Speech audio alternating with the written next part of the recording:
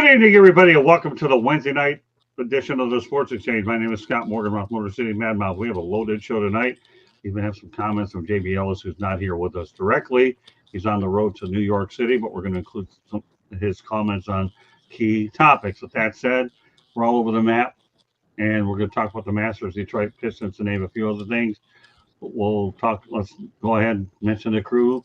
Pensman Sports, welcome back, Pensman. Thanks for having me. You're welcome, Candy Emily. Thanks for having me, Scott. As always, love talking sports. And Jacob Christner, Mr. Pundit himself. All I can say is this: if you're going to just copy JB, all you have to do is say "look," and just pick anything in there. We pretty much have his. We there's no question that we definitely go ahead and have his voice down pat. And yeah. George Eichhorn. Hi there. I'm here at the Motor City Command Center. Yeah, with the piano, with your John D. Rockefeller piano. Yes, sir. Okay, that's what he's known for. Can't wait to see it in person. Then again, I don't think I ever will, so I'm not holding my breath. The odds of me seeing that piano would be like if you were winning the Kentucky Derby. We know that'll never happen. So, and last but not least, Brian Pennant is kind enough to join us tonight. Good evening, Brian. Thank you for letting me come in here, Scott. You're welcome. Really appreciate it. Yeah, this is far from the country club that you're used to on Thursday night, but nevertheless, that Candy runs on Fire Up. Oh, she loves the name of that show, Fire Up. I mean, country club. That's something that she's patterned in her image. She's done a good job with it. Well, without any further delay, we're going to talk about golf. It doesn't get talked about a lot, but it certainly deserves the respect this week. Rory McIlroy, 17th trip to the Masters, epitomizes what Tom Lasorda once told me, because God delays does not mean that God denies. And so this making him the sixth player in golf history to complete the career Grand Slam. It was his first Masters victory. Once again, in 17 tries, the career Grand Slam does consist of the Masters, PGA, the U.S. Open, and the Open. Candy, first of all, why don't you go ahead and get to JV's comments, and then we'll feed it around. Watched Rory when it was pretty amazing. It had all the emotions. He had a 3 or 4 stroke lead at one point. He choked under the pressure and then held on to force the playoff what he needed to. And then have that perfect playoff hole on the first hole of the playoff, and want to see his emotion on how excited he was and relieved that he finally won the career Grand Slam. It had all the drama that you'd want for a major sporting event. Justin Rose had a heck of a comeback to get into the playoff. It was just really enjoyable to watch, and not feel great for Rory coming back and winning his first Masters after he said 11 tries or 12 tries. But it was, 17. All right, Katie. With that said, give us your take on the Masters. Mine? Well, hey, I like Josh Odore's comments. It's pretty cute. What's a Grand Slam? Isn't that baseball? Guess what, Josh Odore? You also happen to have a career Grand Slam in golf. Glad you're tuning in. I'm glad you actually get a piece of golf for a change, but this subject is worth leading off with, and that's why we titled it as so. So, Joshua, I know you're just tuning in, so we'll just go to refresh you. Masters, PGA, U.S. Open, and the Open is your Grand Slam in golf. Well, you know, Joshua, when you come on these shows, you never heard of it, you get one of our objectives is you get to learn, and you learn something tonight just because you tune in. Great stuff, Joshua. All right, Candy, your perspective on what the Masters is about. And Rory's. So typically we do not watch golf.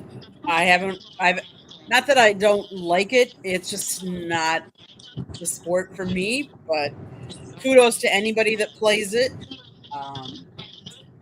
We did tune into by happenstance because we were wanting to watch 60 Minutes, but the Masters was still going on, so we actually got to see the playoff hole, which I thought he did a really good job, Rory. It was just cool to see him with all his emotion and how he knelt down onto the grass and cried. He went and he hugged a lot of different people. Just that genuine feeling. Then when he actually got the green jacket on, that was cool. It was cool to watch. It's always cool for an elite player to win the Grand Slam, meaning you won all the championships, the major championships. Joshua, just so you know, there is also a Grand Slam in tennis as well. So not just baseball, but yes. So and also Joshua, just Justin Rose was in the playoff hole with him, so he's a runner-up. So it's okay. I mean, you realize he had the playoff hole. Good point, though. I mean, both of them put up a good fight on that final 18. Hey, Candy. Yes. Okay. Yeah, I'm going to. I mean, go skip the thing to George for a second. I'm going to go. I am at the thing. I'm going to go get my. I'm going to get my studio set up. It won't take long, and I'll be right there. Yeah, we'll call on you last. Don't worry about it, Jacob. You're okay. No big deal. You bet. All right. Thank you. Yeah, and Joshua George, just to make your point. Yeah, he was driving, so he'll be back in the studio. The echo will go away. With that said, we'll switch it over to George. We'll go over to Pensman. They'll go over to Brian, and when Jacob gets back, I'll have the final word on it. Okay. Well, this guy's very determined. The determination of not winning a major since 2014. Imagine that. Imagine that in tennis. If your name was Serena, imagine that in in golf. If your name is Nicholas or Woods or Palmer, it is unheard of for a gentleman, a golfer, be it lady or man. They both have the Grand Slams. To wait 14 since 2014. He's been waiting and waiting and waiting to get this victory to complete his career Grand Slam. I really think that I thought he was going to lose it. I mean, he was so upset and so frustrated when he missed that makeable putt on 18. I thought, man, this is it. Yeah, they cut away and they showed Rose practicing, taking his tee shots at the range, because he was there just in case there was going to be a tie. Lo and behold, there ended up being a tie. Now, the only one thing, and nobody's talked about this, but just I will for the heck of it. Rose spent a lot of time, like I just said, on the practice green. On the practice tape. Now, Rory didn't do any practicing. He went straight from 18 over to back to the tee where the first playoff hole was going to be played. He got there, and lo and behold, Rose wasn't there yet. And I'm saying to myself, really? You practice and you're not there yet? And then finally they showed him in his cart, and he had the driver there driving him over there. He got there a little bit late. I don't know if that affected anything. Probably not. He had a nice shot. I mean, he had a real nice shot when he got on the green, Rose. But boy, oh boy, McIlroy had the better of the two shots, and what a finish it was. And the raw emotion falling to his knees, that wasn't made up, folks. That was real emotion, and he was shaking. You could see his arms, shaking. It was just an unbelievable event, an unbelievable tournament, and hats off to Rory. Good job. Good job. All right, I'm going to roll with Joshua's comments. I'm going to put them on the screen myself. Candy will handle the other stuff, because this is a good segue for what we're looking forward to Pensman's thoughts. Copy that, and he'll get to it in a moment, but I want to get his other comments. So first, Rory is a legend, no question about it. We'll continue the role since he loves his sport. Joshua loves the sport anyways. Rory is good by himself. He's one of the best ever. No brainer. That's my response to that comment. But great minds think alike. Joshua, good stuff. Keep it rolling. And he still has a long career ahead of him. There's a no doubter. And the practice is just to stay warm. Here's your golf expert. We'll see. Now, not only does he know hockey well, but he knows golf extremely well as well. All right. Well, without further delay, Pensman, give me your comments about Rory McIlroy's incredible feat. I watch the Masters every year, and this year I was watching Thursday, Friday. I was on the phone with Brian a lot during it. We were going back and forth talking about who's going to win it. We were both hoping Rory would win it. Brian said Friday night, he said Rory needs to have a big weekend Saturday, and Saturday he picked it up. Justin Rose had command lead of Friday, and then Rory just stepped up Saturday. I thought he was going to lose it at the 18, like George said, after missing that 2-foot punt. And I was like, here we go. He's going to lose it another one. And then he goes and gets the playoff. And then when he goes down, his knees remind me of Tiger Woods back in 2000 when he celebrated his first Masters. So right. It was awesome to see. Love to see him go down and cry. It was awesome. A lot of hugging And when he put that green jacket on, it fit really nice. It was awesome to see him wear that green jacket. So hopefully he gets another one before he retires. Well, I'll give Joshua Dora credit for this. I put money on Rory to win. Knew this was a good year. I would say that was a pretty sound investment. Joshua, keep it up. All right. With that said, Ryan, some thoughts of the Masters. Yeah, it's like Pinsman said with me. We were glad that Rory McIlroy won. Also, he's won 3 times this year: the Players Championship and the AT&T Pebble Beach at the Pro-Am. So he's already got 3 wins. Now that he's got the Masters, and when he went to his knees, it just broke my heart because I knew that he wanted to win, but missing the putt. When he was missing the putt, I was like, oh gosh, can this be ending career? Because if he'd have lost that Masters, I don't know what we would have seen. Would he have a meltdown completely if he would to lose in the playoff and then lose that little putt? But I'm happy that he won. I'm really happy. And it brought me to thinking back when Fred Couples won years ago back at the Masters. It had that same feel to it. And Greg Norman and some of the big Jack Nicklaus with his big wins at the Masters. I mean, you got to think about Armour Palmer winning there. A lot of these golfers have won the Masters. And I just think that Roy showed up and he played good. But I just, so let's just see what he can do now at some of the other tournaments. Can he win that? Or let's just see if he does a different strategy now that he won the Masters. Before I turn over to Jacob, we'll go back to Joshua Thor. Keep them coming. Josh, I'll put every one of them up. He would come back next year and try again. Sure, why not? Already got one green jacket. Nothing wrong with trying to defend the title. So, and the only thing I'll say about the whole thing is up to this point, we know that Rory McIlroy is a great golfer, but he's been outspoken against the Live Golf group, and understandably so, because you have competition against the PGA. But this weekend, he was able to solidify his legendary status because, when I tell you, only 6 people have won the Grand Slam, and he can put himself in that elite company. That's definitely an easy way to get into history. All right, Jacob, back. He's comfortable and he's safe. You have the final word on the Masters. We have a lot to get to tonight here on the Sports Exchange. Go ahead, Jacob. Final word on the Masters. A couple pieces of trivia on the thing. We keep hearing it from my hometown. He actually played. Oh, and they keep reminding us of this too. In their little hometown, Quincy, Illinois. We had a little thing every year called the Little People's Golf Championship. And even though he'd won the other 3 slams, we never heard this until right now. I guess they dug it up somewhere. They found out he played in the Little People's Golf Championship in Quincy, Illinois in 2002. So they dug that up out of nowhere, out of the mothballs. I don't know how. But here's the thing I noticed about that. 1970, for instance, in 1970 Masters, you had Gene Littler versus Billy Casper for the slam for a playoff. You want to know how that playoff was done? 18 holes on a Monday at 5 o'clock. At 5 o'clock in the evening. 18 holes, and you would have that, or 3 o'clock or something. So you would have the sun. They had it then. There's no way you would do something like that right now because there's no way TV would allow that. You notice what they did? They went straight to the 18th hole now, and you have a sudden death.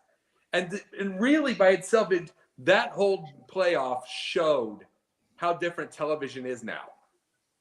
I mean, just the fact that in 1970, that's 55 years ago, these people, these players, or the fans that are watching could wait all that time on CBS to wait for 18 holes again, which makes 90 holes in the thing because there's 3 channels.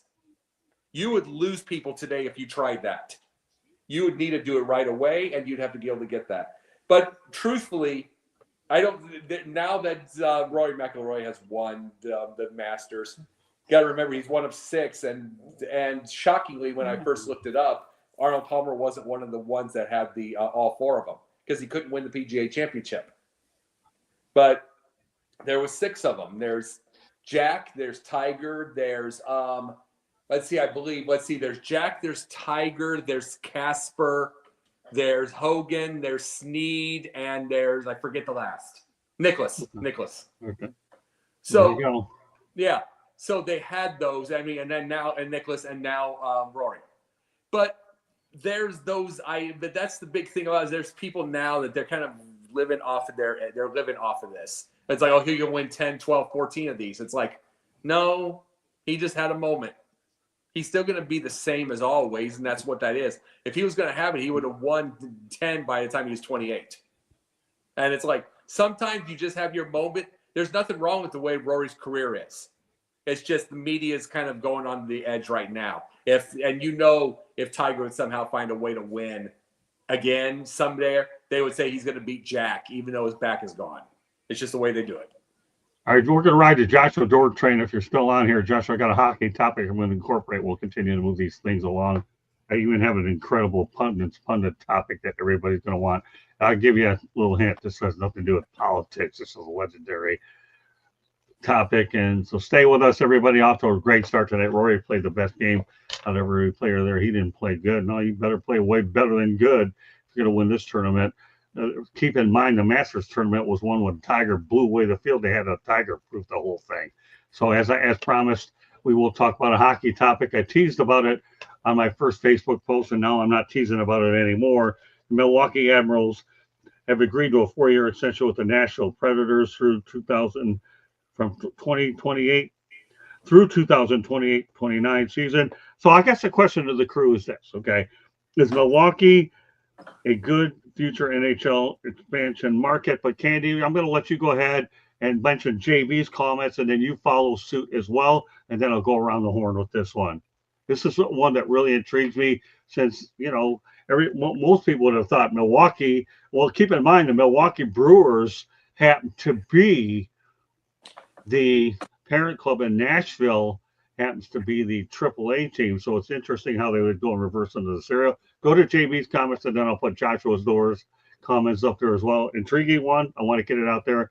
And it's a great opportunity to put tennis and hockey on this particular show. All right, Candy, go ahead with JB and then you. So JB says that Milwaukee has 2 major sports, no reason not to have hockey. Think they would do well, especially if they can build a rivalry between Chicago and Detroit. Okay, you're from the area. What do you think?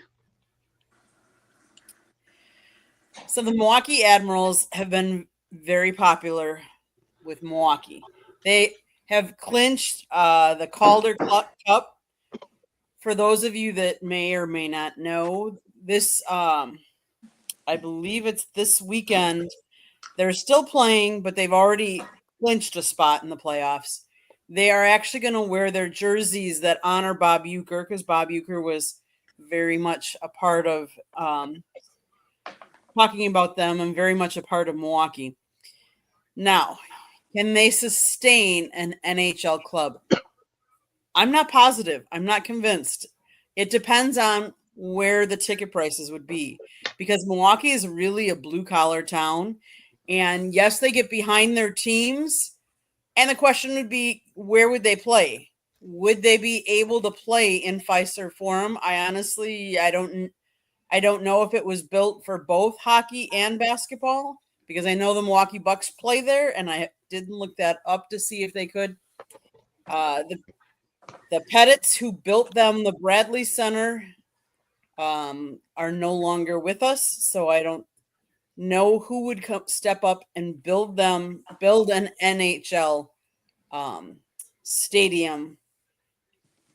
It would really, like I said, it would really depend on the tickets, because to support an NBA team and an NHL team downtown during the winter months where it gets cold and like I said, depending on ticket prices, but would I love to see it? Sure. And I would throw in with JB, not just Detroit and Chicago. If you're going to go all the way to Detroit, you're going to go all the way to Minnesota too, because that's about the same distance. So you can throw the Wild in there too.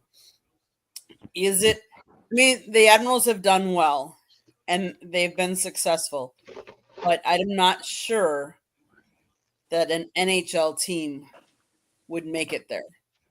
And I'm just being completely honest. Like, I'd love to see it, but I don't know that it would work. All right, so here's what I'm going to do right now on this subject and turn it around. Joshua Dorr is going to piggyback off of me, or I'll piggyback off of him because he's got a couple interesting points up there, and everybody will know where I'm going with all of this. So no Atlanta and Houston.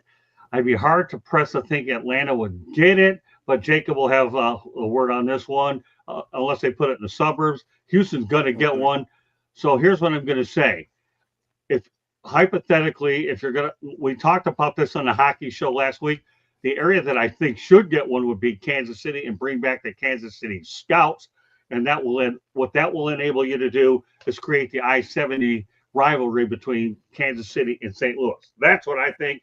I think the Kansas City Scouts deserve it, and they would have an exclusive arena for that particular sport as a lone anchor tenant. Now, let's go ahead and piggyback off of Joshua, because I read this also as well. Utah Stadium was not built for hockey, but they're making it work for now until it's fully renovated to be better for hockey. No doubt about it, they are. But remember, one thing I want to add, a little nugget to this one as well, is the Utah Hockey Club had an opportunity to accept expansion status, and they also had the opportunity for relocation status, and they wanted nothing to do with the Arizona Coyotes. So the current stadium is being renovated. Obviously, they're looking for a permanent name, which they should probably have by the end of the year. They went by Utah Hockey Club, but to Dorr's credit, again, he touches on some really, really good points. So Joshua, continue the roll, because we have another topic I know you're going to comment on. I'm just preparing for him. I'm looking for the best topics that I can to put on these shows that strike human interest scores, because at some point, somebody's going to talk about them, and we want to be different. We're not only just a sports show, but every now and then, because of Jacob Christmas return, we like to incorporate the pundit aspect, because that was a really, really good show.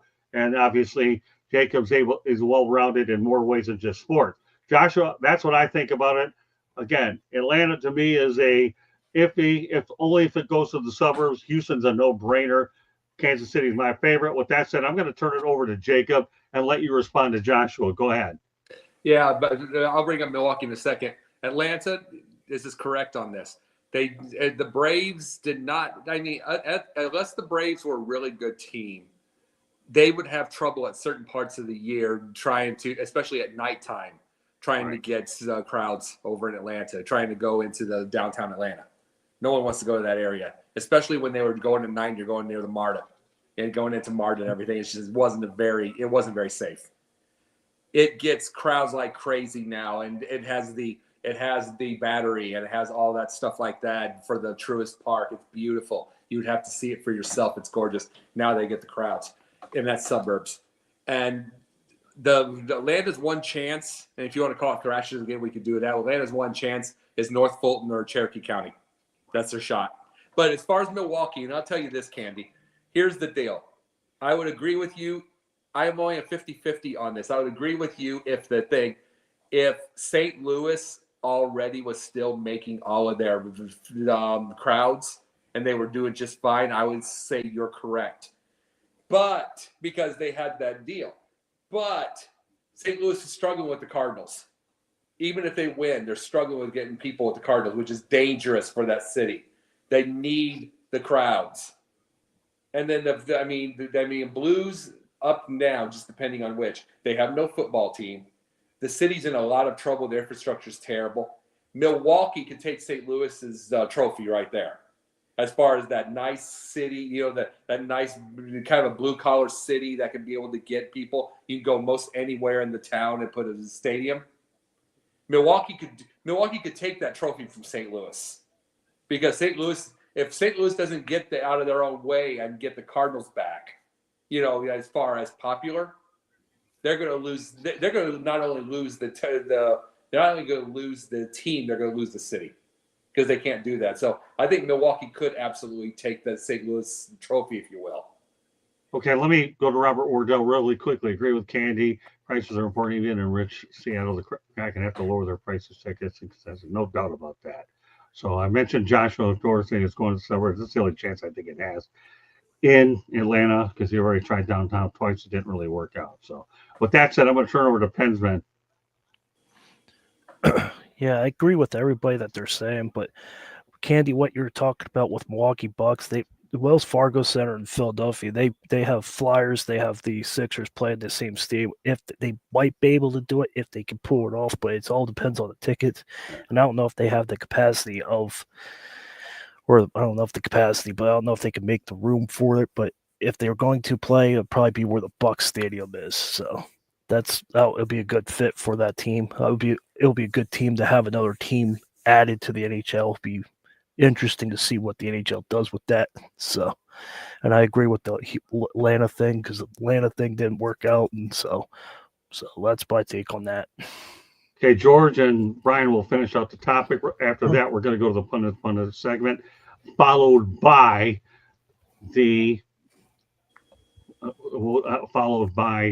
our station break. Candy, is there something you want to add to this? I do, but the other gentleman can go first, and then I'll. All right, go ahead, George.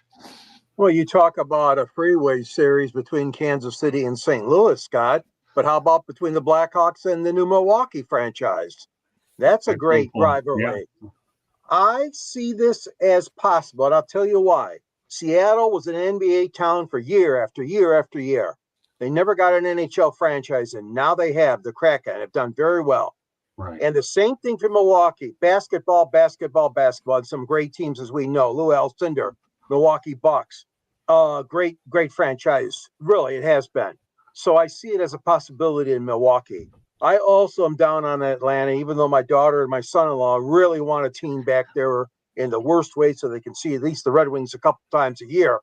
I don't think it's going to happen. I don't know. I just don't see it happening. They had 2 chances at it already. Nobody wants to go to Quebec except me, and that's what I said on the show last week. But that's okay. It probably won't happen anyways. So, yes, I'm going to do thumbs up. I'm going to hope for Milwaukee. Well, the only thing I'll say about it is I do believe that Milwaukee can support an NHL franchise. This is an excellent sports town. They can put people in anywhere they want. It's a sleeping giant, as far as I'm concerned, as a Midwest sports town. It really is. They can put 25, 30,000 people at Miller Park, whatever they're calling it these days, in their sleep. The Milwaukee Bucks are draw. So there's no doubt in my mind that a Milwaukee NHL team would succeed. Joshua, you know what? Here's what I'm going to do because of you. I'm not going to make a prediction on the Cup. George probably won't either because he's on the hockey show. But the other individuals that are not on that show are free to make a prediction for the Cup. But we're going to refrain for another show. We will address your subject. But, Brian, what are your thoughts on the, as I said, my thing is Milwaukee Admirals. No, I think it'll be good in Milwaukee because you got the Chicago area, and it would mix in with, you got Milwaukee Brewers in baseball, and you got the Chicago Cubs, you got the Chicago White Sox. They're already a rival. So if you just bring in the new team, Milwaukee hockey, then I think it'll work. In there, my thing. But I don't think it'll work in Atlanta because of the traffic. I mean, you've already got a lot of you don't have a lot of hockey around here, but I don't think it'll work in Atlanta at all with all the traffic being around that area because it's already 4 deep when you go through there. It'd just be another madhouse. Fair points. Katie, you have the final word on it. Then we go to our pundit segment. So I did a little research. The Fiserv Forum could handle hockey. It has a capacity of 15,178. The one thing that they would have to do is they would have to coordinate because the Milwaukee Bucks play there, and so does Marquette plays there. So they'd have 2 basketball teams competing for time. That Milwaukee Admirals averaged 6,139 in attendance this year.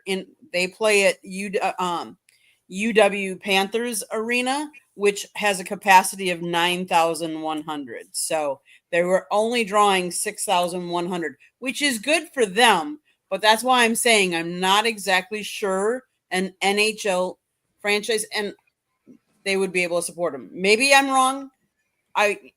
If they got them, I would be happy and would support it. But I just don't know if the town would. Well, that's okay. All right. Very quickly, pundit segment is next. Pensman, who do you think is going to win the Cup? Washington Capitals. They look like they're forecheck is good. Everything's good to go. I think it's going to be Josh is going to be happy when I say this, but it's going to be come between the Florida Panthers and Washington. But I think Washington has the edge right now. Okay, Candy, you have any predictions on this? I don't, but Pensman, I like your thought process. I mean, it would be kind of cool to see the Panthers do it a second time. I just don't know if they have it in them this year. Right. Okay, Jacob. I could see the Panthers repeating, and then you obviously have the Jets. But I will tell you this: Blues are hot again. They're 24 out of the last 27. This is how they did it when they came from January in 2019. So we will see. It's like this is just reminding me of 19. Maybe I'm going to be wrong, but that's a tough one because they could shock you. You know what I mean? The Blues. Brian? I'm going to go with the Washington Capitals. I think they'll win. Yeah, I'll go with Joshua Dora. I will say this. I'm not going to go with them as far as a prediction. I think that the Panthers and the Lightning series is going to be a classic series. We'll leave it at that. Fair enough, because every time these two hated Florida rivals get together, it's always fun to watch. I've seen some of their games in the regular season, and the intensity picks up tremendously when they hit the postseason. Now we go to the pundit segment, and then we go to a station break. Great stuff, hockey, tennis, waiting enough. We will have some basketball a little bit later, but let's go here. The pundit segment. Candy will put the logo up there for the sake of what this segment is really. Panthers have been playing bad hockey. Hopefully, with everyone back healthy, they can turn up. Well, that's what they have to hope for. They better be healthy if they have a chance to get through arguably the most demanding tournament on the planet. But tonight, the pundit segment is The Price is Right. It's handed out $350 million in cash and prizes since 1972. Rest in peace, Bob Barker, who used to host Truth or Consequences. Candy, start off with JB's comments. The Price is Right. It's definitely one of the most iconic game shows in history. From when I was a little kid and I go home for lunch from school, we would watch The Price is Right. That's where we eat lunch. The fact that it gave ordinary people a chance to win life-changing prizes. It was always pretty cool. It took the basic concept of people should know how much things cost. I gave them a chance to win a prize is based off of it. I was just always a fun watch, seeing people play stupid little games to try and win ridiculous prizes and having fun. Okay, Candy, what's your thought about The Price is Right? I know I always like to kid around with The Price is Right when it comes to talking about our dear friend Megan Price, and she always gets a kick out of it. People mention it to her, but I'll let you go ahead and comment. I have a quick comment on that. We'll move it around, and then we go to station break. Go ahead. I mean, and with Dora saying Price is Right, rock speaker episode slaps. Okay, I guess that means he likes it. We'll leave it at that. Kudos to them for such a long-running game show. Was it one that I watched a lot of? It wasn't. I didn't watch a lot of it. I watched it from time to time. I mean, spinning the wheel and trying to decide is the price higher or lower, or is this item higher or lower than that item, and it gave them a chance to bid on the final selection or whatever package, whatever it was. It was neat. It had a long run. Game shows aren't what they used to be. I don't think people have the attention span to watch them like they used to, which is sad, but kudos for it running as long as it did. That's a testament to the show. Well, Joshua Dore, I'll say one thing, man. You scored a lot of points with your act in the chat room, so I give you a lot of credit, my brother. You doing a really dynamite job. You're definitely the, what do I want to call it, life of the chat tonight for all the right reasons. All right. So, Joshua, I'll give you that. Keep it up, and we'll see what happens down the road. But your performance tonight has been nothing short of outstanding. Take that to the bank and your boys, and we'll keep it going. Padman, what do you think of The Price is Right? Price is Right was awesome when Bob Barker did it, but when Drew Carey did it, it was like, yeah. So, but I like it. I used to like it when I was little, but now that, like Candy said, it was everybody's attention spans like gone here or there. It's like everybody has ADHD and that or has too much time, doesn't have too much time to watch. So that's I like it. So I give him credit, but all game shows have to end sometime. So Okay, well, you know what, Brian Pennant, what do you think about The Price is Right? I'm with you, Penn, but I liked it when Bob Barker, I don't know, is it Drew Carey? I don't really have time to watch game shows. I'm too busy preparing for these. Go ahead, Brian. Since I was a little kid, when I did, like JD said, like he was a kid, and I was too. I enjoyed watching it because you didn't know what they were going to do, and with the long microphone that Barker had, and his cameo with his suits and all that, you just never know what it was going to be because you got these characters or you got these people trying to win money, and it was just a hoot of who is going to make the lowest or the lowest price of that prize.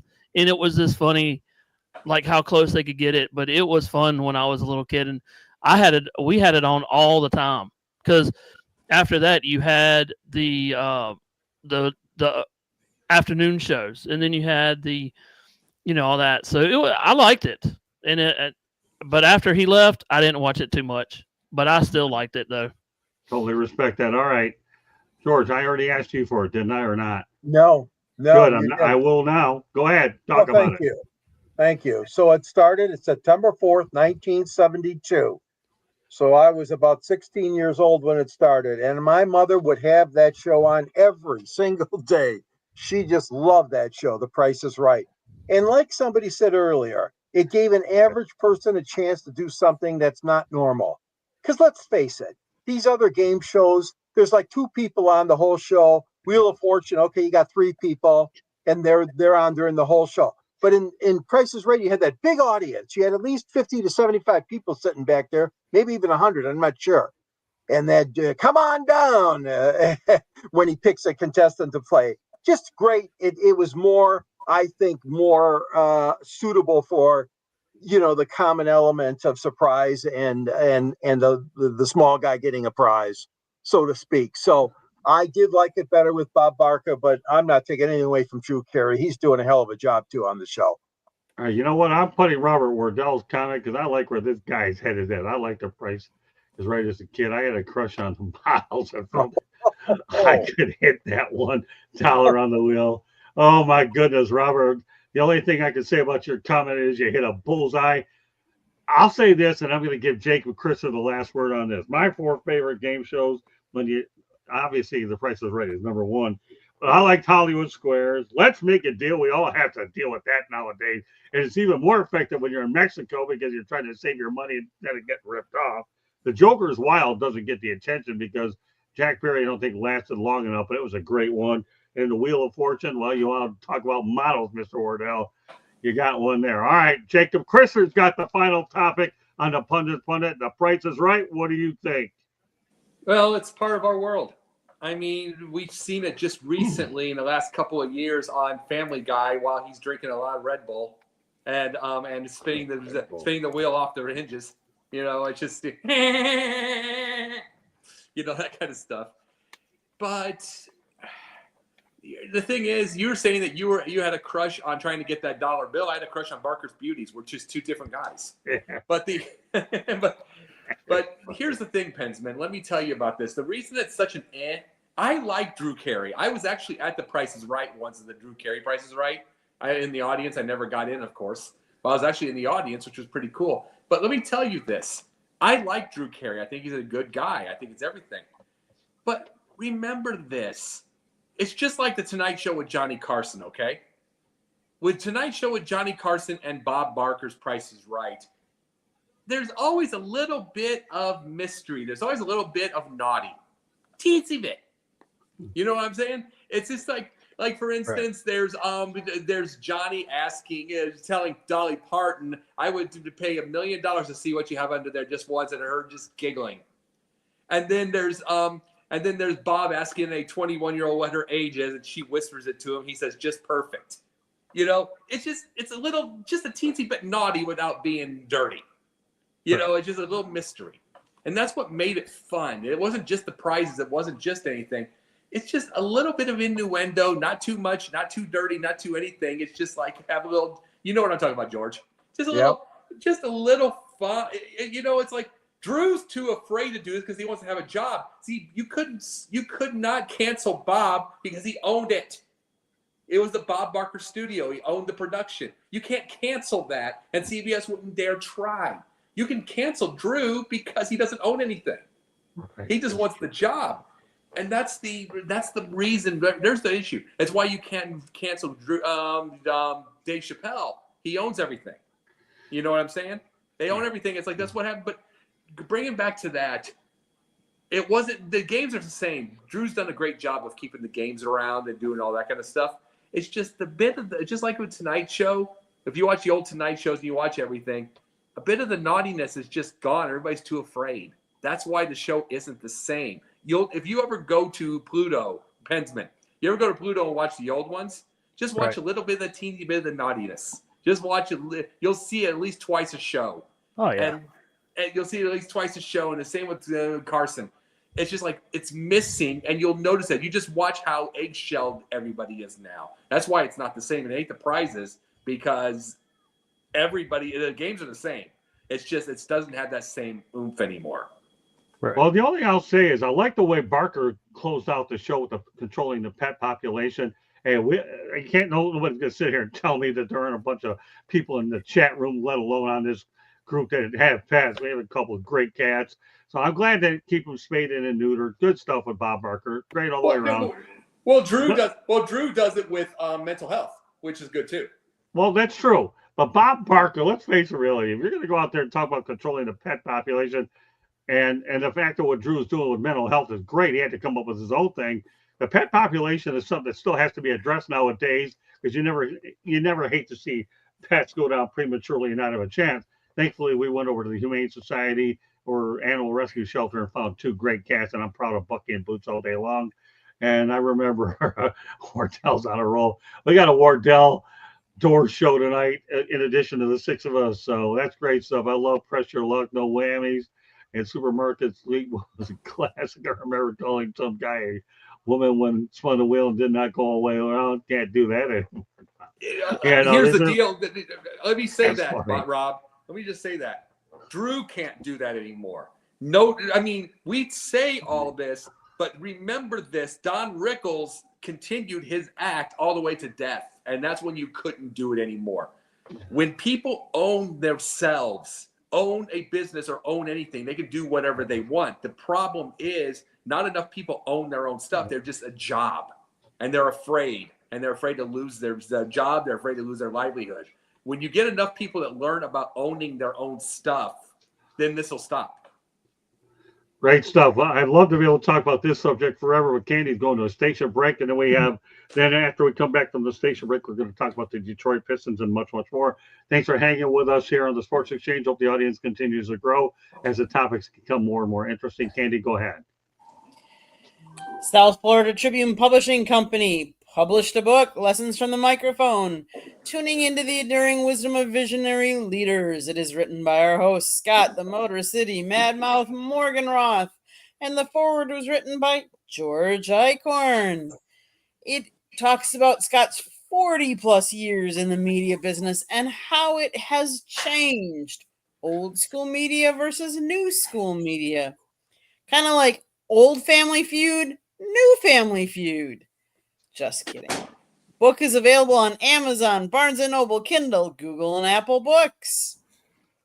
Get your copy today. There's also a link on our website, www.southfloridatribune.com, where you can also find a link to our merchandise store, as well as a plethora of great content. Go check out the website.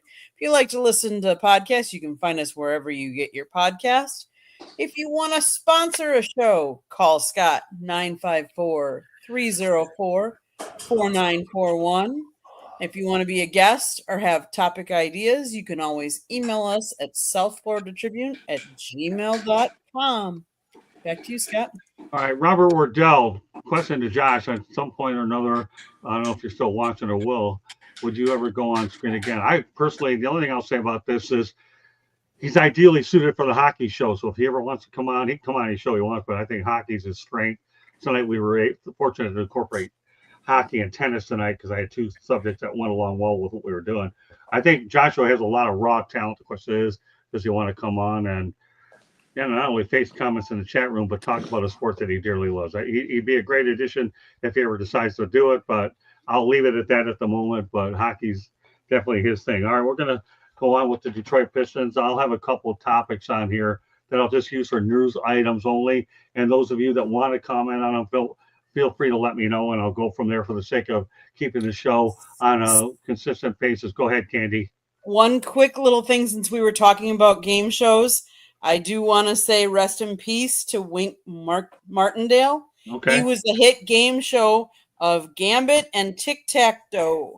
So any of you that used to watch those shows, he passed away yesterday, I believe it was. So rest in peace, Wink Martindale. Right. I think it was 91, if I remember correctly.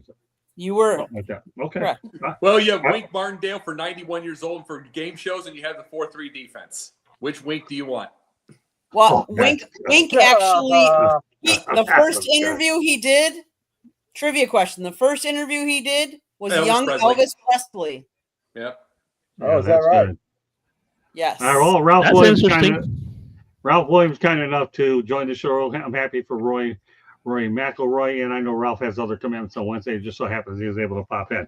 All right, let's go on to the next major topic. I'll get to a couple of new items, and those of you that want to comment on them, please single me out on some of them, and we can proceed from there. The Detroit Pistons, obviously rookie Ron Holland, get this, became the first teenager with a 25-5 and 5 stat line.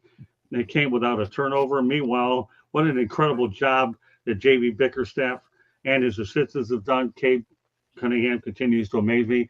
He's wearing Chuck Daly 2. Obviously, the 2 for Daly was his 2 championships.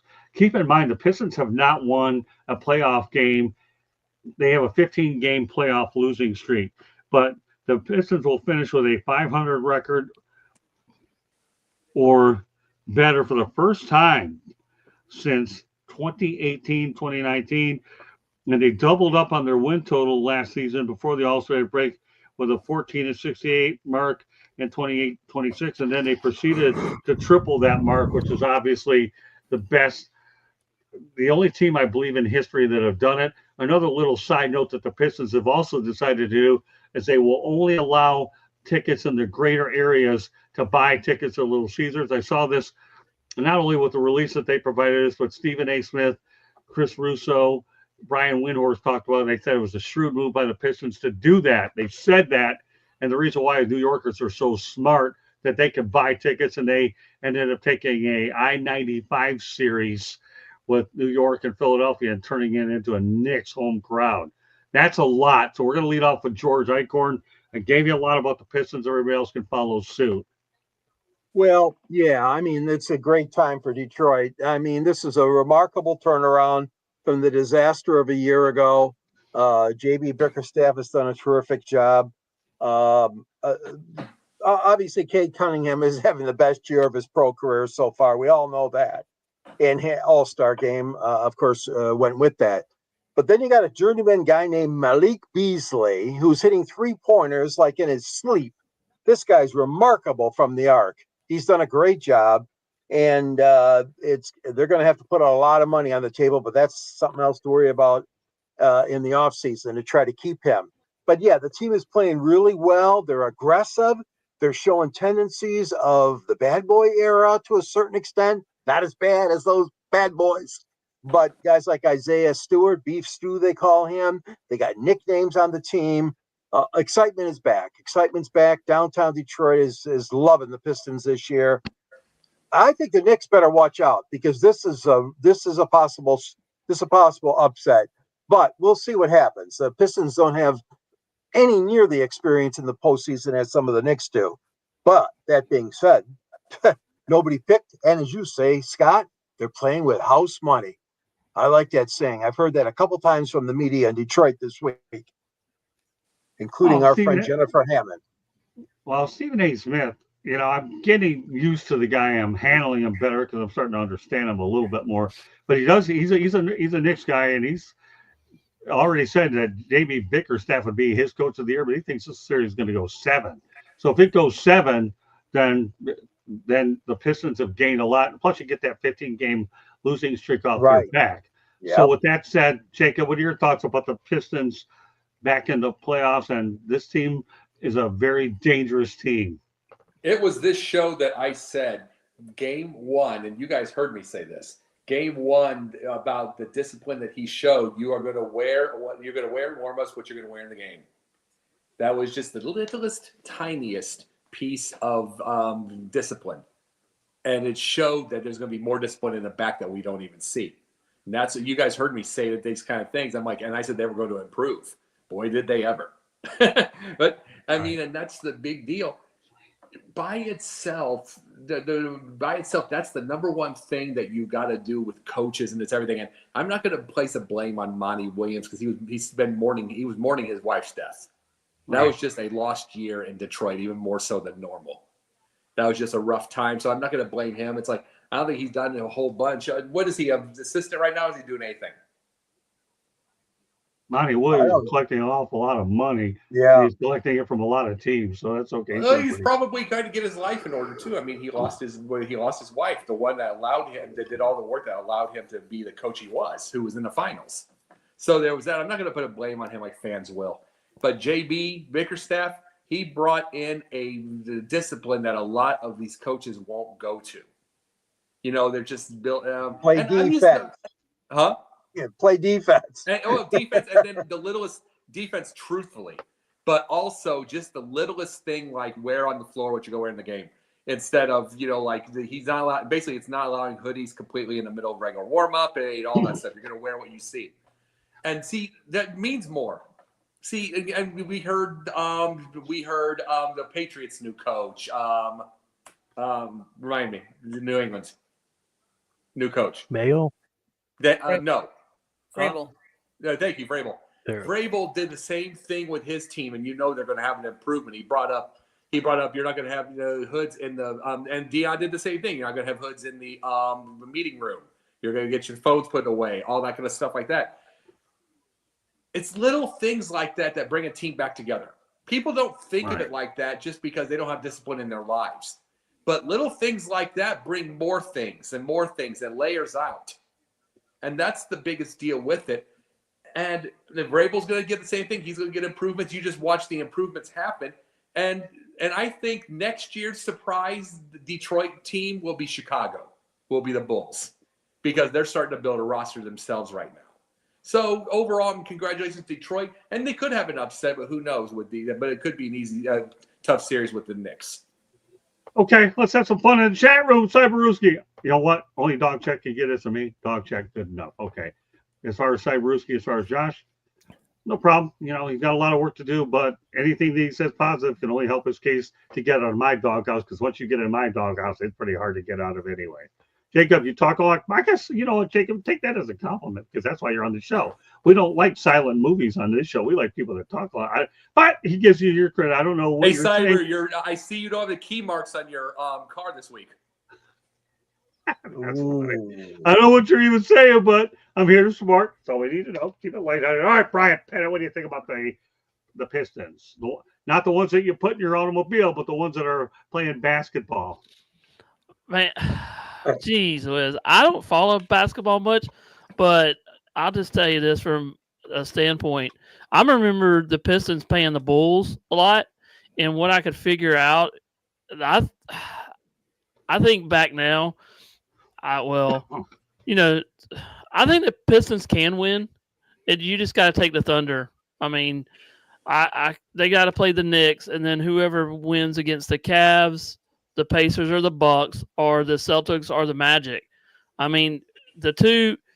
If they're going to have to, my thing is if the Pistons win over the Knicks in 4 games, do they play the Celtics or the Magic? I would like to play the Celtics. I'd like to see the Pistons play the Celtics. That would be a great matchup, I think, in the thing, and I think they can pull it out. So, but I would hope they would get in a championship again. I'd like to see them win again. Everybody, let me tell you, Brian, everybody likes to see the Pistons and the Celtics get on a hard court. That's an incredible rivalry. They really do. We all go back in the days. I see some great games, and I had an opportunity to see a game at the Boston Garden, which was a thrill. And every time I see Detroit and Boston, it takes me back to the past for all the right reasons. Pensman will go ahead and let you talk about basketball since you won't. I have a feeling your comments will be the least of them all because you don't have an NBA team in Pittsburgh. But hey, what for the sake of it, what do you think about the Pistons and the Knicks? I'm happy for Detroit Pistons. I'm glad they're starting to turn around. Like Brian said, back when I was younger, they watched a lot of Detroit and Chicago series, but we'll see what happens. I think Boston's going to run away with the playoffs again, so we'll see what happens. So I'm just happy for the Detroit Pistons for showing up and actually playing basketball because right now the Sixers are going back to what Detroit used to be, and we'll see what happens. And I agree with Chicago's starting to make a run, build that roster up. So just be careful what Chicago's starting to sneak their way back into the picture. Hey, Scott, I got one other thing here. The game odds right now is for New York and the Detroit Pistons. New York is a minus 6.5. And right now the spread is 7.5 right now. So that's just the take of the odds in the betting right now. So they're saying that New York would actually win that game. So they're the favorites to win over Detroit right now. Well, that's okay. I'll see it on the floor. The only thing is, and I don't put a lot of stock in regular seasons. Detroit were 3-1 against the Knicks, but we've seen that many times where the New Jersey Nets many times actually won 2 or 3 against the Pistons. The Pistons upended them. So, but it still adds intrigue when you can throw stats. Candy has a final word on it, and then I have an interesting stat that I'm going to throw in there, and then we'll continue to keep the show rolling. All right, Candy, what are your thoughts about the Pistons and the Knicks? So you talked a little bit about Monty Williams. For those of you that don't know it, he's getting paid by the Phoenix Suns and the Detroit Pistons, and he is now coaching at TMI Episcopal. So too much information, Episcopal? What? Too much information. I was just thinking that, Jacob. That's what I thought too, but I'm like, that's what it says. I'm like, that's crazy, but yeah, it's Texas Military Institute. Oh, that's what it is. It's a private school in San Antonio. Too much info. No. It's not like they have to break the bank for him anyway. The Here's Pistons the thing, and the though, Suns Candy. are playing for him. Here's the thing, though, Candy. It's like this is what I wish more coaches would do. It's the same as like when I hear fighters that are having a struggle to win. Go back a little bit. It's like you'll see it on for instance, you'll see it sort of on like a Hallmark movie, for instance. And it's like they're going back to their small town and all that stuff. It's a Hallmark movie, but I also wish that a lot of coaches would do that when they're struggling like that. Go back to the basics. Like a TMI Institute you bring up, that's basics a little bit. Not a big crowd, not a big everything. You're kind of getting your confidence back. I wish more in sports would do that if they're having trouble. Interesting point, Jacob. Anything else you want to say about the Pistons and the Knicks, Candy? So I watched the Pistons play the last 2 games of the regular season because they took on my Milwaukee Bucks. They showed a lot of heart. They showed a lot of hustle. They showed a lot of fight in them. They are a young, scrappy team is what I would say. Malik Beasley has played for numerous teams around the league. But he seems to have found a home where he likes and enjoys the environment. So kudos to them. I wish them all the best as long as they're not playing my Milwaukee Bucks. Just going to be honest. Hey, and I do have JB's his comments. Yeah, please do. They're an exciting young team that finally started to turn the corner. A lot of top draft picks over the last few years that have come together to have a great young core nucleus. They have a great future. They've had a great future.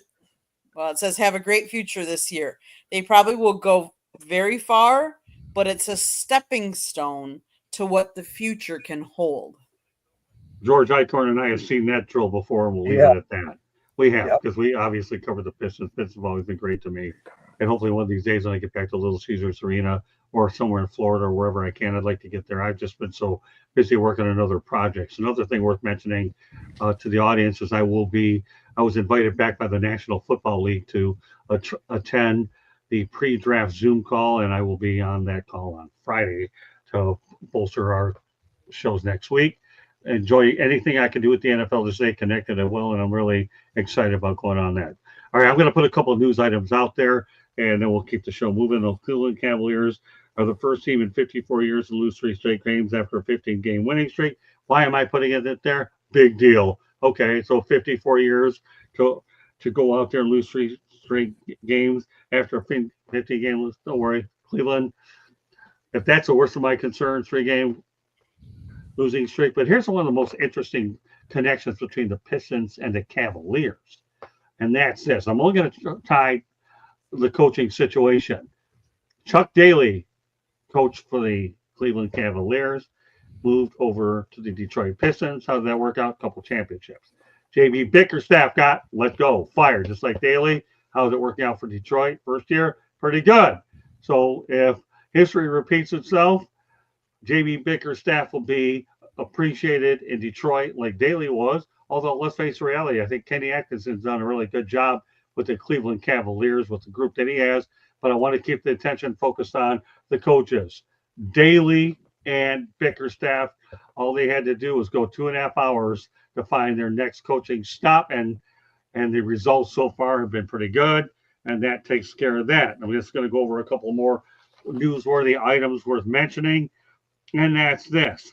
I'm going to go back to the national championship game with the Houston Cougars, who had made their 3rd title appearance, and they've never won, and they'll have to wait another year to do it. The 4th title appearance for the Gators. Their last title was in 2007, and now, obviously, they were able to win 2 under Coach Billy Donovan. They get 1 under Todd Golden, and Billy Donovan is in the Basketball Hall of Fame. Every now and then on the Sports Exchange, I'm going to bring up news items. I don't expect everybody to comment on them. I think it's important that sometimes you get so much information, you can't get to it initially, but the information is still good nonetheless, because I think our main objective, without doubt, is educate and inform, and I'm prepared to go anywhere again. So the Gator, great run by Kelvin Sampson. He did a whale of a job with Houston, and for Todd Golden to win the way he did, that was unbelievable, and got to give credit. The Gators, the national championship nonetheless, and I think the Houston Cougars were really great bridesmaids, considering how far Kelvin Sampson has taken the program. And the last team he coached in the NBA was the Milwaukee Bucks. So there you have it. That's the tale of the tape of that series. And over the course of the next few weeks, I will continue to add topics only for the sake of mentioning information. We'll stay on point. There's Scott, another. Can I make one little? I just want to make one little interjection for Sure. all of those Gator fans. One of the things I thought that they did was really cool. The men's basketball team was recognized at their spring game, which boosted their attendance to 56,563 for their spring football game. Wow. That's a lot. You talk about taking advantage of the basketball team's success with a football team that's, Amen. to me, will be one of the top brother and 10. sister. Anybody, Jacob, anything else you want to say about that one?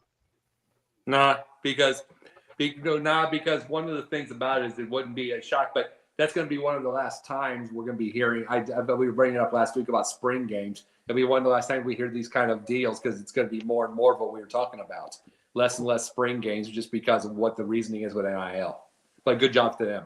Yeah, great point. All right, another news item worth mentioning: the ascension of Tennessee sports, despite the fact that the Tennessee men's basketball team has 0 Final Fours in program history and has lost in the Elite Eight 2 years in a row. The school is the only one to participate in all 43 NCAA tournaments. Now, that is impressive. To think that the Tennessee athletic program, and I'm going to lead off with you on this one, Jacob, has actually participated in all 43 NCAA tournaments. What are your thoughts about that? The women's one, correct? Oh, yeah, the women's a one, right? Yeah, Pat Summitt. Can't forget about her. Yeah.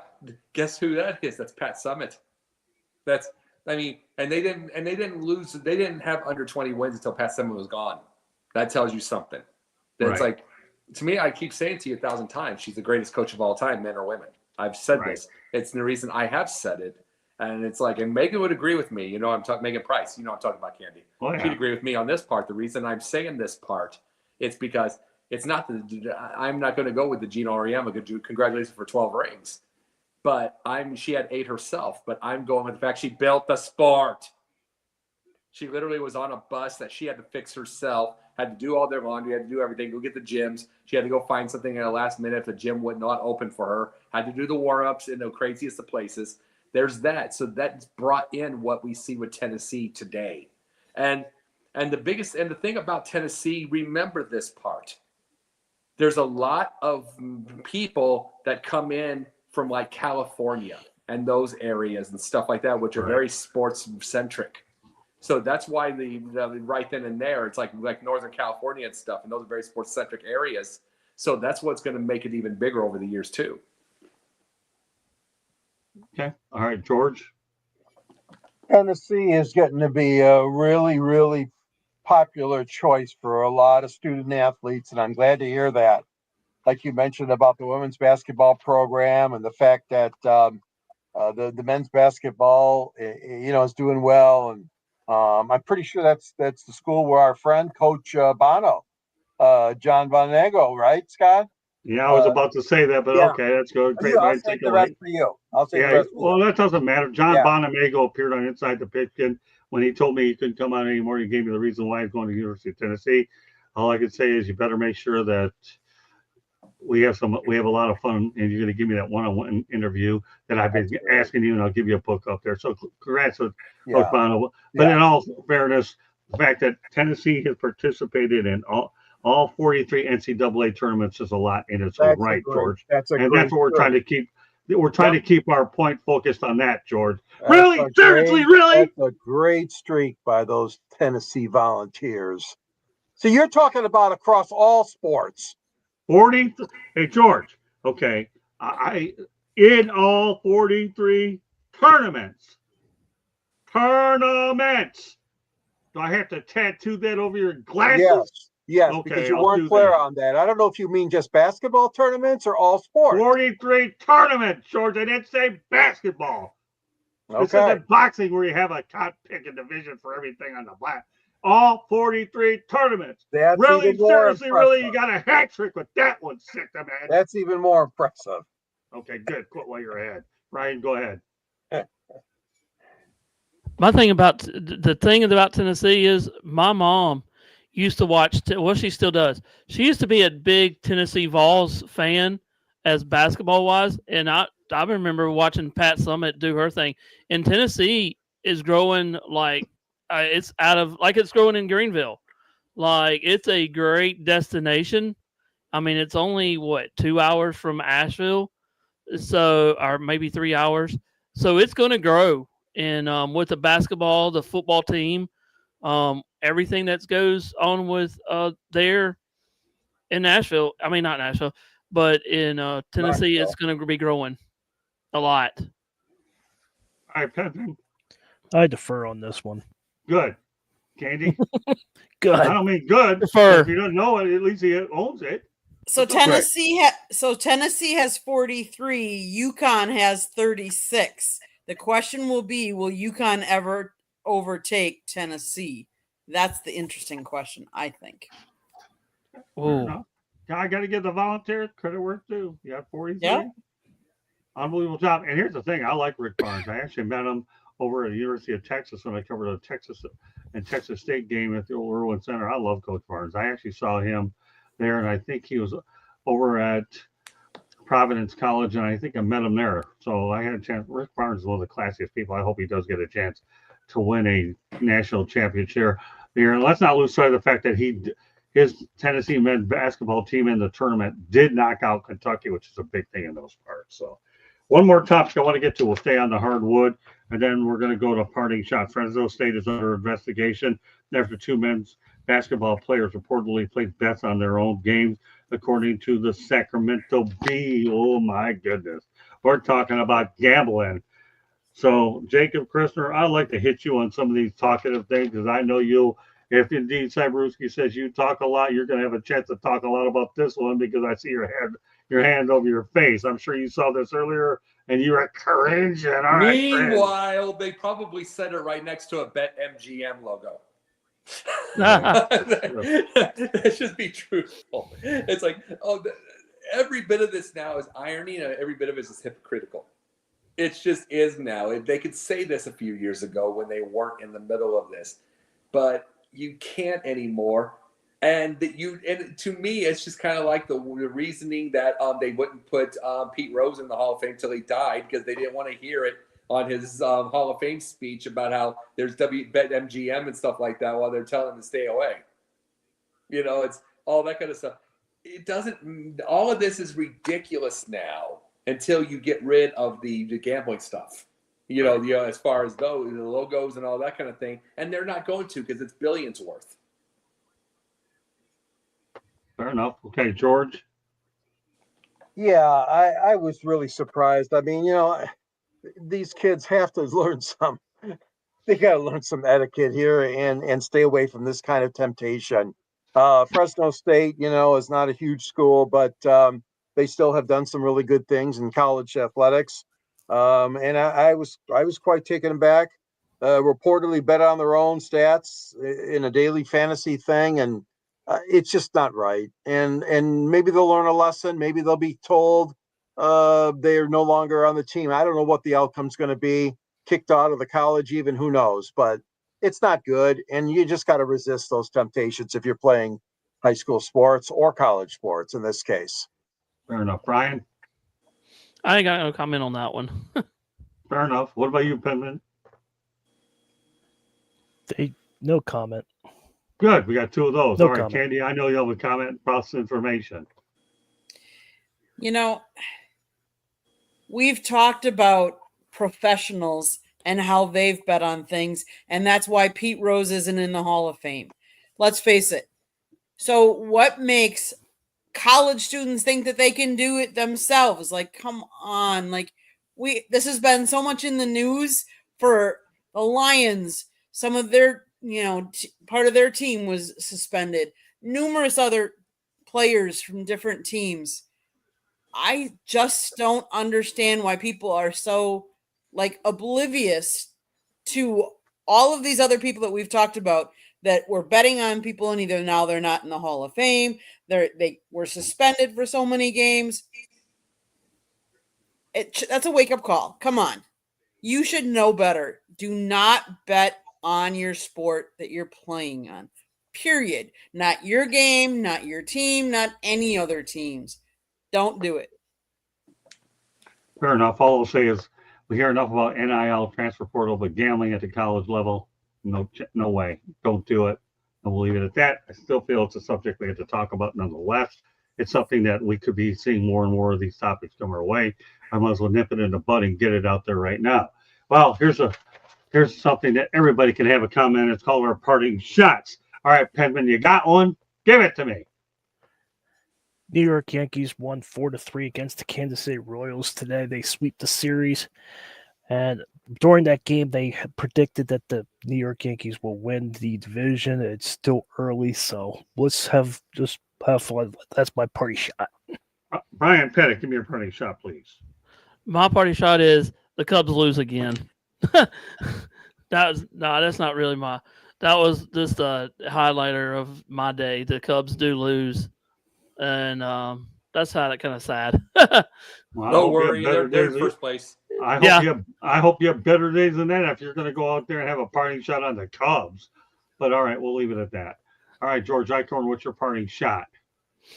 My parting shot is we're wondering what's happening to an all-star in Detroit as Riley Green has all of a sudden gone into the ditch.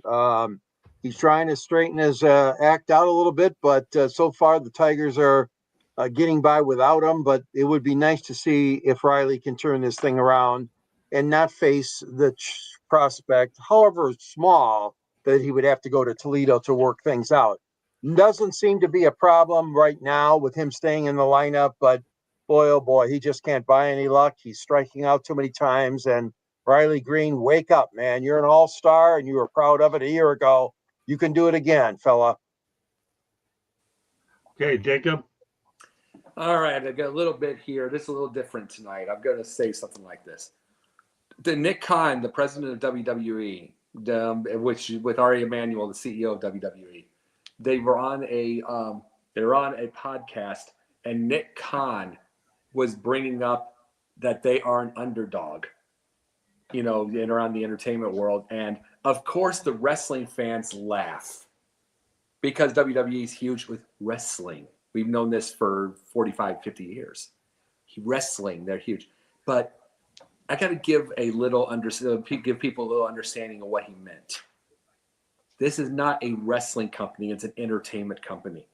Their competition is not all of the independents in an AEW, what you see on TNT or whatever. That's not their competition. They're killing them. Their competition is Disney. Their competition is Netflix. Their competition is Hulu. Competition is any of the streaming networks.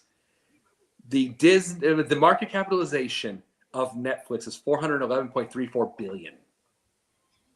The amount of money, the amount of revenue made from Disney last year is $91 billion. The capitalization of WWE is about $1.3 billion. That's huge for us as fans. But they are seriously an underdog because they're in the entertainment world. Because here's the thing. WWE is not just an entertainment company. It's also a licensing company. It's like saying McDonald's is not a hamburger company. It's a real estate company, which is both true. Realize this whole thing is you're looking at your little, let's see, one-track mind. The wrestling, the whole thing, which is the biggest.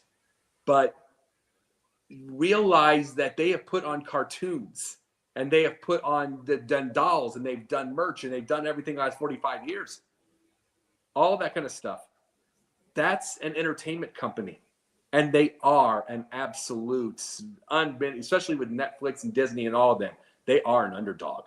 Make no mistake. Time to get out of your one-track mind. Great. I enjoyed that one, Jacob. Really good. Candy, your parting shot, please. Kudos to the Milwaukee Brewers. Not for the game today, but I don't know if any of you saw who threw out the first pitch today at the Brewers game. Edward, and I'm going to massacre his last name, Miklovich. He's a 105-year-old World War II veteran, the second oldest survivor of Pearl Harbor, threw out the ceremonial first pitch today at the game. So kudos for recognizing his years of service. 105. Holy smokes. I can't imagine being that old. I can bring it on. Yeah, listen, my goal is to get to 65, let alone 105. You know what, Candy? I'm glad you brought that up because I'm gonna mention something that's a rest in peace, pretty similar to yours. Rest in peace, Vaughn B. Drake, 106, was the oldest survivor of the Pearl Harbor attack, and he hailed from Kentucky. So our Pearl Harbor heroes are no longer with us, but I'm glad on this particular show that Candy brought hers up with the Brewers, and I saw that opening ceremony. It was really good. And then when I saw Ron P. Drake pop into my headlines, I feel he was the oldest known living survivor of the Pearl Harbor attack. We might as well put them both together, and we were able to cap it off with a Pearl Harbor thing as well. And also, and just a little ironic thing, my mom was born on the bombing of Pearl Harbor in 1941, so that was a shot heard around the family. Leave it at that. Rest in peace, Mom, but I had no choice but to go out there and put that in there nevertheless. So there you go. That does it for this edition of the Sports Exchange, but we are not done. Everybody has an opportunity to go out there. Everybody know how they get a hold of us. Candy will wrap it up with our stuff as well. All right, Pendle, everyone, how do they get a hold of you, my friend? You can find me here Wednesdays and Thursdays, sometimes Tuesday if I get drafted. And you can find me on YouTube on Pensman Sports. You can find me on X at Pensman Sports. And you can find me on Twitch because of Brian Pettit down there. You can find me at Pensman Sports 07 at Twitch. Okay. Well, Brian Pettit, you segued into him. Now you can go next, Brian. Yeah, you can find me on these Tiger Stripes Media on these platforms: Odyssey, YouTube, Kick, Twitch, and also Spotify. So If you kick hard enough, you get a twitch. yeah, Yeah. thanks, Yeah. Jacob, on that one. Anytime. Yeah, if I kick hard enough, I get a cramp and I go to a banana, but that's beside the point. All right, Jacob. Everybody know how they Yeah. I'm here on Wednesdays, and then I'm here on Wednesdays, and every once in a blue moon, I'll do guest spots on specific shows and stuff like that. And I'm slowly building my way back, and I do here and there. I'll do some acting gigs. I'll let everybody know when I have that opportunities. Great stuff. We love having you on the Wednesday Night Sports Exchange. We custom make this show to fit Jacob with the pundits segment. I'm always looking for different stuff, and when I saw the Price is Right, this was an easy one to incorporate. All right, George, go ahead. All right, you can find me at the South Florida Tribune. I'm one of the contributing writers there, along with Scott and Candy and many of our talk show hosts here and guests. If you follow me on that column, you'll see at the end of the column, there's a link to this book right here that Candy has put up, the cover of it, Detroit Sports Broadcasters on the Air. It's a diary of all the great Detroit sports broadcasting legends. And we say farewell to another one, only 73 years old. Larry Henry died, longtime WJR, University of Michigan, Detroit Pistons, Detroit Lions, the great Detroit Grand Prix. He did a lot, Larry Henry. Rest in peace, my friend. And you can also follow me on X, Twitter, which is Sanji Sports 99. I'm on LinkedIn under my name, George Eichhorn, and on Yahoo at gicorn@yahoo.com. And looking forward to all the great shows, including show tomorrow night with Scott and the gang for the hockey show. It's a good show. It's one show that I'm really delighted with the progress. I can see a lot of upside to it. It's certainly one that I had to go ahead rebrand during the middle of the year. It wasn't bad before. My goal was to find somebody that I thought knew the game better, and I'm very delighted with the results. It's not easy sometimes, guys and gal, to rebrand a show in the middle of the year, but sometimes change is necessary in order to get the message that you want sent through it. So we thank the previous individual that was part of it, but we're thankful for Mike Santos, who's done a really good job with it at the moment. Candy, go ahead and take us home. So I do want to just update any of you NBA fans. The play-in tournament is tonight. Miami Heat did take down the Chicago Bulls 109-90, and the Mavericks and Kings are on right now, and they are tied. So with that being said, the South Florida Tribune Publishing Company published a book, Lessons from the Microphone, Tuning into the Enduring Wisdom of Visionary Leaders. It is written by our host, Scott, the Motor City Madmouth Morganroth. The foreword is written by his longtime friend, George Eichhorn. Talks about Scott's 40-plus years in the industry and how it has changed. It's a great tool for anybody that's looking to get into the business. Go grab your copy today.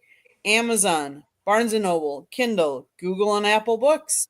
There's also a link on our website, www.southfloridatribune.com, where there is a plethora of great content. Both Scott writes, Jacob did at one point, Pensman did, George did, and I supply some pictures. So go check it out. If you like to listen to podcasts, you can find us wherever you get your podcasts. Monday nights, baseball nights. Tuesday nights, football. Wednesday nights, you just never know. Thursday nights is hockey night, and then on Fire Up, you just never know what we're going to be talking about. The other thing is go check out our website. We have such a vast array of different videos on our YouTube channel. From Scott does a Motor City Madmouth show, where if you're an NHL fan and you know that Kenny Albert will now be the voice or on air for the Rangers, Scott interviewed him. It's on our channel. Scott's interviewed an actress. It's on our channel. Go check it out. Scott did with Kevin Rand, who was a longtime Detroit Tigers trainer. So go listen to the trainer. We recently were at the spring game. He's got Mario Cristobal on there. He's got some other players on there. He's got Cam Ward. So if you're getting in tune for the draft and you want to listen to what Cam Ward said after some of his games, go check out our YouTube channel.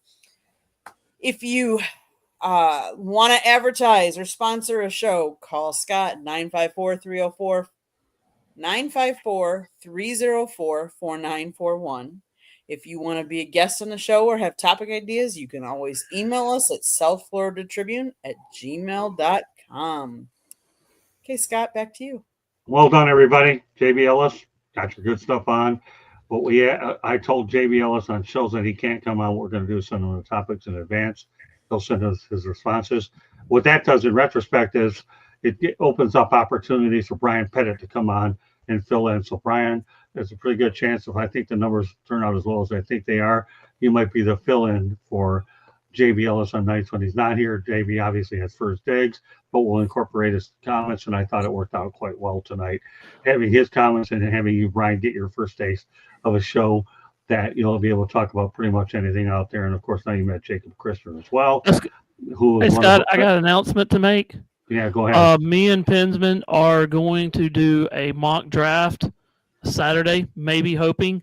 So we will be doing a mock draft on YouTube and probably Twitch. So if y'all want to come in there, we're just going to do a mock draft. It's just going to be no trades. We're just going to go straight through the draft, pick our players, and then it's going to be a lot of fun, I hope. I've already got my mock draft already done, but I told them I did that yesterday just for the fun of it. So I have mock draft 01, but we're going to put together ours just for the heck of it. Yeah, So, see, yeah. I have a mock draft that's always been out there, mock draft 000. So Hey, There you go. Brian. Yes. Hey, Brian, I see you went from 6th to 5th on the thing right there. So you're like Billy Donovan, slowly moving up. Yeah, there you go. Yeah, so my mock draft is 000. You know what? No disrespect that I think the mock drafts are good for a guessing game to keep the intrigue going, just like fantasy football does during the regular season. Everybody, my brother Lonnie keeps saying, "Why don't you have those things?" Oh, I'm too busy with this other stuff, but I appreciate it. Hey, they're popular for a period of time, but to me, I look at it this way: I like the real thing. So it's either Coca-Cola or the generic brand over at the grocery store. So I'm nothing against the mock draft, but give me the real thing, and that's good enough. I was never a big fantasy guy, but you know what? I enjoyed it. I played it, and I won at it. I just knew a lot more people. Now, I will have to make a confession on this show tonight. One of the reasons I got out of my family fantasy football league is my youngest sister-in-law was beating the daylights out of me because a person that is clueless and doesn't know a darn thing about football, she had a couple lucky players and they were beating the daylights out of me. I know more about this sport than this woman will in 5 million lifetimes, and I still got my tail kicked once in a while. Hey, Scott. She thought they were cute. Hey, Jacob and Scott. She got By the lucky way, in an auto draft. I'm the two-time fantasy league championship at the work where I work at. So I'm two-time defending champion of the fantasy league in college. Oh, I mean, pro. So, Brian, I'm issuing the challenge to you right now in front of a live audience. I'm wishing you to take your championship status on And X. stuff it up your. No. Well, no, I know how you would say it. I'm giving you a challenge tonight, Brian, okay, to take your championship status on fantasy mock drafts and go out there and build your following on Twitter/X. If you can do that and you can impress me doing that, then we have another conversation for another time. But you can always text me anytime you need some pointers nonetheless. I love having Brian on. He's a character, and Pensman is Pensman. Okay. He's in a stadium that at least he gives us a sports background, and that's suitable for what we like to do. And they've been a good contributor. Everybody on here is a great contributor. That's why we have them on, give them their piece on the air. So with that said, I want to thank everybody for joining us tonight. JB Ellis on the road, drive safe to New York City to be with your mom. Everybody else that joined us, once again, Pensman, Candy, George, Brian, and Jacob, as always, love having you on Wednesday night. And we try to keep it real for you, my friend. And we'll do it again next Wednesday night on the Sports Exchange. So on behalf of this group, my name is Scott Morgan-Roth, the Motor City Manmouth, who will attempt to shut it down after the show. And Candy will take care of the rest of the old technical stuff. Proud of her. She's a master of all trades. Don't kid yourself. Well, and one last thing, we do want to thank everybody that commented in the chat room tonight. It was good conversation, so thank you to all the comments. Everybody, even Josh Adore, helped his draft stock a little bit since we're talking about the draft. Okay, but when you listen to this thing here, don't get don't let that get to your head, Joshua Dorr, because I don't like to go out there and say anything searching for miracles, because I don't expect miracles on here. I expect everybody to perform at the level that you had on tonight on the chat room, and you were really great, as well as Robert Wardell and Cyberuski and everybody that took the time to join us tonight. And we appreciate the audience that's been watching us on Facebook, LinkedIn, Twitter, and wherever we put these things up, and our YouTube channel. So on behalf of this group, we'll see you next Wednesday night. Enjoy it. Appreciate you. We'll have more Neshe for us to feed off of next week. Good night, everybody. All right.